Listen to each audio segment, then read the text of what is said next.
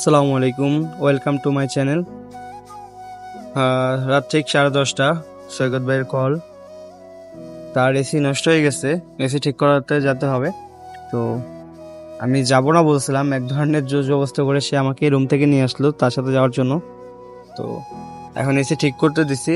AC ঠিক করার মধ্যে যে সময়টা ছিল ওই সময়টার মাধ্যমে আপনাদের জন্য একটা ভিডিও বানালাম ছেলে ব্লগের জন্য। তো একটি কষ্টজনক কথা বলি, আমি এত কষ্ট করে আপনাদের জন্য ভিডিও বানাই, এত কষ্ট করে এডিট করি, যে সময়টা আমি অপচয় করি আপনাদের জন্য, কিন্তু আপনারা লাইক কমেন্ট করেন না। আশা করি আপনারা সবাই আমার ভিডিওতে লাইক কমেন্ট করবেন।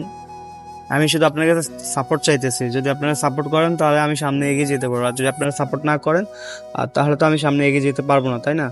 তো আশা করি সবাই কমেন্ট করবেন, সবার কমেন্টের অপেক্ষা থাকবো আমি। তো এখন এসির বিষয়ে কথা বললো যে এসি কমপ্লিট কাজ শেষ হয়ে গেছে, এখন সাথে করে নিয়ে যেতেছি। এই এসিটা হচ্ছে 2 টনের এসি।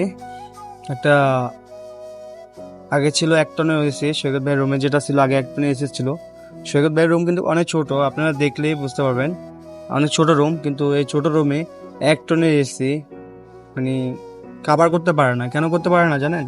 এই দেশে যে তাপমাত্রা, মানে 45 ডিগ্রি, 46 ডিগ্রি, 48 ডিগ্রি এইভাবে তাপমাত্রা থাকে না, তো রুম অনেক গরম হয়ে থাকে। 1 টন এসির জন্য নষ্ট হয়ে গেছে। তো এখন 2 টনের এসি লাগাইতেছে যাতে গরম না হয় রুম, কারণ সৈকত ভাই ঘুমাইতে পারে না, অলরেডি আজকে 2-3 দিন ঘুমাইতে পারে না আমাকে বললো। তো এবার বুঝেন, যারা প্রবাসে আছে, যারা বাইরে কাজ করে, তাদের কতটা কষ্ট। যে জায়গায় আপনার রুম 1 টনের এসি কন্ট্রোল করতে পারে না, নিয়ন্ত্রণ করতে পারতেছে না, সেই জায়গায় 2 টনের এসি লাগাইতেছে। আর তাহলে আপনারা বুঝেন, যারা বাইরে কাজ করে, তাদের অবস্থাটা কি হয়, এবার এইটুকু বুঝেন, মানে কতটা কষ্টজনক। আমি কতটা কালকে শুনলাম অনেকে নাকি কালকে ঘুরে পড়ে গেছে বাইরে, এত গরমটা।